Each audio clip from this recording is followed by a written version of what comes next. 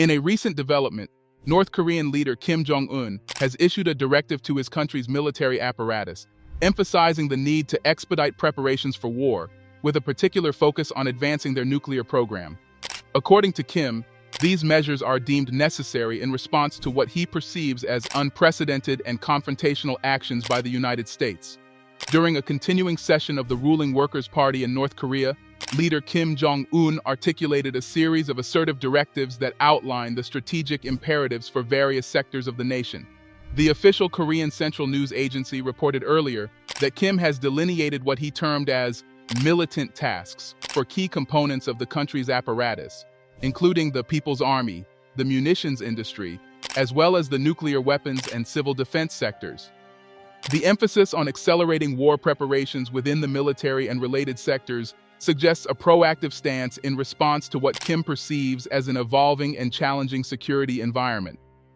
This strategic move is likely to have ripple effects on the domestic and international fronts, influencing military doctrines, resource allocations, and diplomatic dynamics in the Korean peninsula. Kim Jong-un further emphasized that the military situation in the Korean peninsula had reached an exceptionally critical point, characterized by an extreme state. The official Korean Central News Agency, KCNA, reported that Kim attributed this heightened tension to what he described as unprecedented and hostile actions from the United States against North Korea. The absence of detailed information on the preparations leaves room for speculation about the specific measures being taken by North Korea. The lack of specificity adds an air of uncertainty to the situation, as the international community is left to interpret the gravity of the developments based on Kim's overarching concerns. Throughout the current year, South Korea, Japan, and the United States have strengthened their political and defense collaboration in response to a notable surge in weapons tests conducted by North Korea. Faced with a record-breaking series of such tests by Pyongyang, the three nations have made concerted efforts to enhance their collective security posture and response mechanisms. In recent weeks, a United States nuclear-powered submarine made its arrival at the South Korean port city of Busan, marking a notable development in the strategic military presence in the region. Additionally, as part of ongoing joint military exercises, Washington has undertaken the deployment of its long-range bombers in collaborative drills alongside the armed forces of both Seoul and Tokyo. As these events play out, they add to the overall geopolitical picture in East Asia, influencing how governments view cooperation, readiness, and threat. Many believe the ongoing cooperation among the United States, South Korea, and Japan emphasizes how critical it is to continue taking a proactive and coordinated approach to resolving common security issues and promoting stability in the area. Meanwhile, in Pyongyang, there have been significant developments on the military front. The North Korean capital has achieved success in launching its inaugural military spy satellite after two previous attempts. Moreover, North Korea conducted a successful test of the solid-fueled Hwasong-18, representing its most advanced intercontinental ballistic missile, ICBM, to date. The solid-fuel technology offers advantages in terms of quicker launch readiness and increased mobility, adding a new dimension to North Korea's missile capabilities.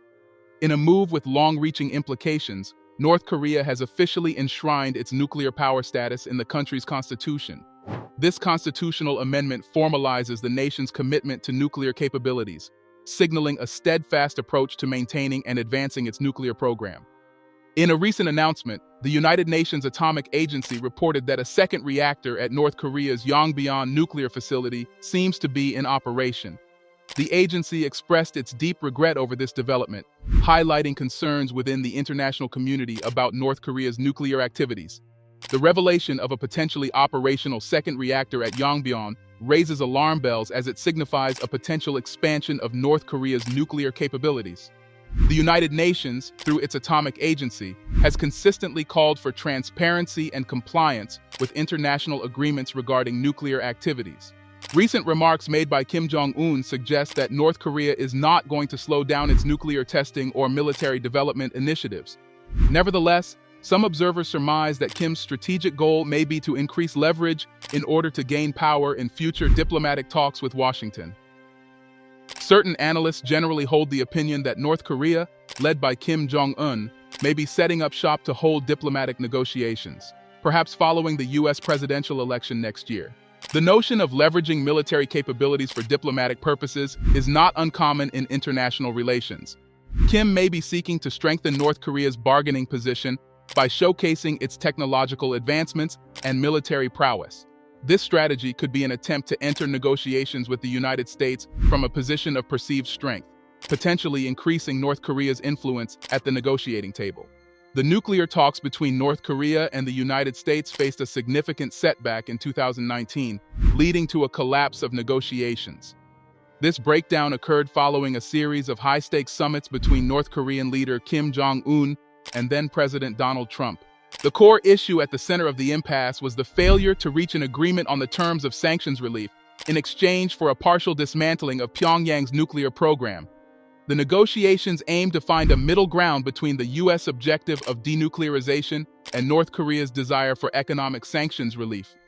However, the inability to reconcile these divergent priorities resulted in a breakdown of the talks, marking a setback in the efforts to address North Korea's nuclear ambitions diplomatically. North Korea has been actively strengthening its diplomatic relations with Moscow in recent times. Kim Jong-un, in a statement to party delegates, expressed the intention to broaden and deepen strategic cooperation with countries that share an anti-imperialist independent stance. This signals a deliberate effort by North Korea to foster alliances with nations that align with its ideological principles and resist perceived imperialistic influences. The deepening ties with Moscow hold significance in the context of North Korea's diplomatic maneuvering. Strengthening relations with Russia can provide North Korea with political and economic support, diversifying its international alliances beyond its traditional partnerships. In an unusual move, Kim Jong-un, the leader of North Korea, embarked on a rare overseas visit in September. During this exceptional trip, he held talks with Russian President Vladimir Putin in the Russian Far East. The itinerary of the visit included a tour of the Vostochny Cosmodrome, showcasing Kim's interest in space-related activities. Subsequently, he visited military bases and weapons factories, underlining the depth of the discussions on military cooperation between the two nations. The timing of this meeting was noteworthy, as it unfolded against the backdrop of concerns that Pyongyang might be involved in supplying military equipment to Moscow. These alleged transactions were believed to be in exchange for valuable Russian technological expertise.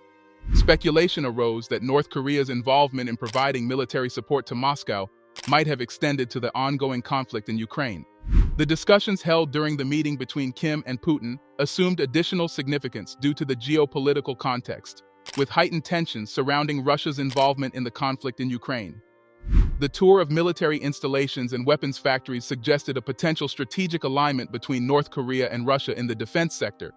Mysteries lie beneath the reported exchange of military equipment for technological know-how between North Korea and Russia, prompting curiosity about the true nature and scope of their collaboration. The endurance of North Korea's repressive government is, to a significant extent, attributed to its success in convincing the population of the legitimacy of its rule.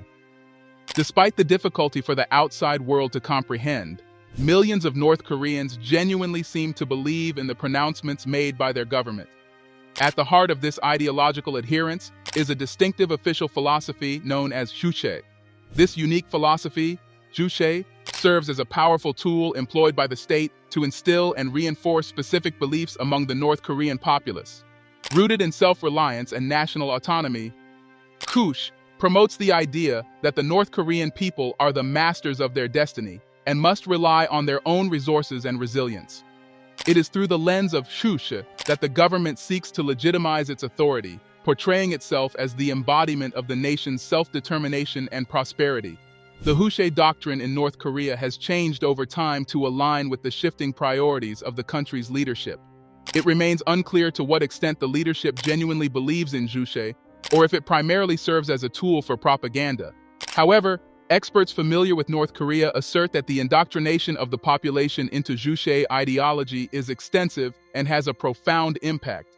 The adaptability of Juche allows it to be manipulated to suit the current goals of the leadership, raising questions about the sincerity of their commitment to its principles.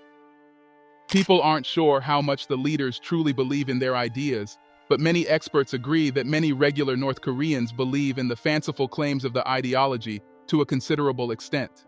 This is because the government controls the information people receive and carefully shapes the stories they hear, making it easier for them to accept the principles of Juche. In North Korea, the government has strict control over the information its people receive. Because of this, many citizens may not have access to information that challenges what the government tells them.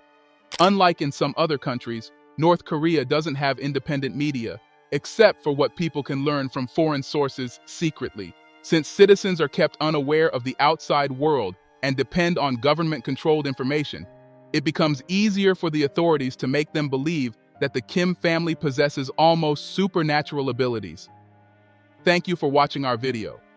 What do you think of Kim Jong-un's preparedness towards war? Share your thoughts with us in the comment section and do not forget to like, share, and subscribe. Remember to hit the notification bell for more videos.